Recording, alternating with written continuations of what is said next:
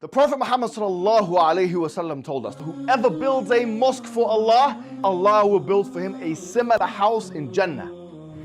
And we know the great reward that will not only be gained, but rather will fill your grave after your death.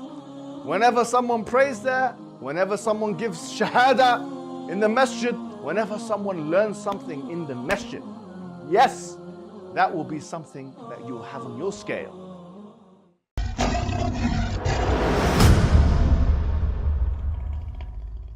You know the scenes of Abu Hamza with the hook in Finsbury Park where hundreds of Muslims in the streets and he's calling for war and calling for jihad? No one was stopping him. Mohammed Hijab? No, not Mohammed Hijab. Abu Hamza with the hook. He's a terrorist with a hook. But back when this was going on... Why do you think when Stephen Lexon, when he's bringing up and he's describing somebody with a hook, why do you think Patrick, he went on automatic mode and he just brought you up out of all people? He's got me in his mind. He's got me in his mind. I think the refutations that we do together and that we're going to continue doing about Patrick Bet-David, and they're going to get worse for him because we've given him a chance. We've spoken to him privately. We've been very respectful to him. But he's continually perpetuating stereotypes, generalizations, and misinformation about Islam and Muslim people.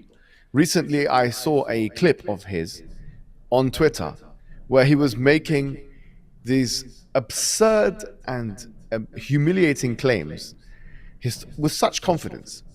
And if we can pull that video up, can we pull that video up of him saying what he said? And then I'll come back and respond in kind. Yeah. I mean, it's unbelievable what he said. Let's take a look at what he said. The person who was born in Iran, yes, I can't stand this regime. Yes, they've called, the only thing that's been persistent and consistent is the following. When the Shah was in Iran, did Israel already exist? Yes. Yes or no? Mm-hmm. Was Israel causing chaos? Was there war in the Middle East? Let me say this one more time. When Iran was ran by the Shah, what year was the Shah of Iran? What years did he run Iran?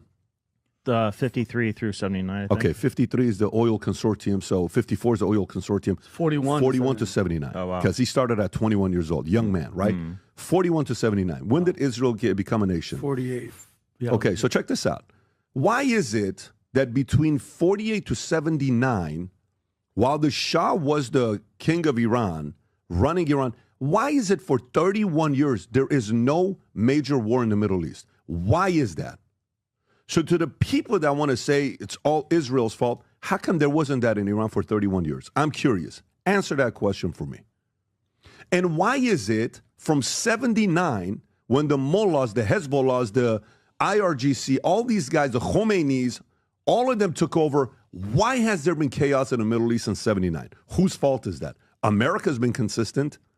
Yes, I know America wanted the oil from Iran, and yes, I know UK wanted it, and MI6 and CIA and all this stuff. And yes, I also am aware that the Shah didn't trust Israel. The Shah didn't trust, you know, what they were doing with media and finance and the ambition and the level and the control and the influence and all that stuff. He knew what was going on there. He wanted to compete with them. He didn't see himself as a victim. He's like, we're going to be doing the same thing. And they're like, wait a minute, this guy's too ambitious and he thinks he can go up against all of us. Let's take this guy out. We need chaos in the Middle East. Oh, shit. Even Israel being involved, let's just say for Iran and the Shah fallen, there is chaos now in the Middle East. On who, though? On who, though? Who did that? So, yeah, for me, the most consistent thing behind the chaos in the Middle East has been Iran. That's just the reality of it. Yeah, so I just want to say, because he said, someone answer that question for me. I'm going to answer that question directly, and I think this is a humiliating and embarrassing blunder of tremendous proportions, the like of which Mr. Bet-David should come out and apologize and retract and rescind his comment. Because he said, what major war was there between 1941 and 1979 in the Middle East? Not realizing that the most major wars were in that exact time period. The 1948 war, upon the inception of Israel itself, was a war between Israel and Arab countries surrounding it. In 1956, there was the Suez Canal crisis. In 1966-67, there was the Six-Day War. In 1973, there was the Yom Kippur War. So this guy is so academically and historically illiterate that he actually chose the time where there was probably the most wars, and he's challenging us to give him, you know, the reason why there is no war in this period of time. You are, I know you're watching this, Bet David, because you watch us, you love watching our content. I'm sorry to say, you are academically illiterate. You are completely uneducated on these matters. You should not speak about history. You should not speak about politics. You should not speak about religion. And what happens is, when you, as an ignoramus, with all due respect, bring on another ignoramus, another ignorant person, then what you have as a result, when you have Tommy Robinson there, is compounded ignorance. You're saying ignorant things, he's saying ignorant things. There's no academic to check you, there's nobody to check you, because you always surround yourself with ultra-crepidarians, with obsequious individuals, with ignorant individuals, with ignoble individuals, with individuals with agendas, with individuals with no formal education. At least when Joe Rogan does his podcasts, which your podcast will never reach his podcast level, is he brings specialists. He brings people that he can ask questions, scientists. He brings, you know, people that are actually specialists in areas, and they can give him the cutting edge research. And he stays there quietly whilst they give him the information. Whereas you, on your own show, come and speak about these matters as if you are some kind of an authority, and in fact you're making such huge blunders that it beggars belief that there is such ignorance in your studio that not one person from the editorials team, from the panel, or from the comments, or from anybody could correct you on one of the most glaring and obvious, painfully obvious mistakes of a historical kind that anybody can make about your own nation. About your own nation, which is you're from Iran and its surrounding countries. You should be ashamed of yourself. You need to stop talking and start listening. You should start reading, because having money, and I want to make this very clear, there's lots of people nowadays become businessmen and get money from Ponzi schemes or whatever it may be. I don't know how you made your money, Patrick, and I don't care. Having money and having knowledge are two separate things. Having money doesn't mean that you have intelligence and knowledge. You cannot buy intelligence. You can buy books, you can buy courses, but you cannot buy intelligence. You should know your limits. You should know that you've spent your time raising money, or doing this or doing that, or doing business. Don't get involved in academic discussions. It will save you the humiliation of someone like me in London, who I'm meant to be this ruffian, this uncouth in London, that Tommy Robinson, he's describing the Muslim community. And he's trying to paint us out in this way to you. I'm meant to be like that, but I'm checking you in such a way that not even your most ardent supporters can defend you, because you are wrong. You are making a case that Israel is not the most, damaging and destructive and belligerent and transgressive actor in the Middle East by trying to find a time pre-Iranian Revolution in 79, whereby there was not these things that you're mentioning, but there was all of those things that you're mentioning. This is such an embarrassment. If I were you, I wouldn't be able to sleep from the embarrassment. I would not be able to sleep. I would look at myself in the mirror and just turn away. Wallahi, I would. It's so embarrassing.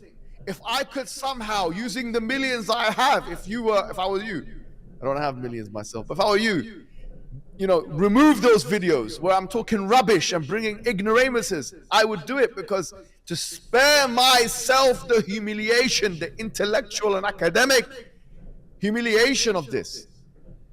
This is what happens when you have an agenda and you're a Shah supporter above everything else, and you're a nationalist above everything else, and so on and so forth.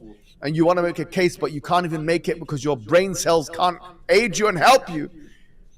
Patrick, but David, come out and apologize. Come out and retract. Come out and rescind. Come out and correct. Come out and clarify.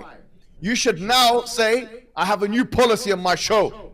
My policy is I'm going to have at least one academic. When we speak about sensitive issues, when we speak about big issues, I'm going to have at least, you don't have to have a Muslim academic when you're talking about Islam. You can have a non-Muslim academic of Islam. Bring the standards of your little crummy show up. Bring the standards of your show up. Do you understand me? Bring it up. You are contributing to the proliferation of ignorance in your country.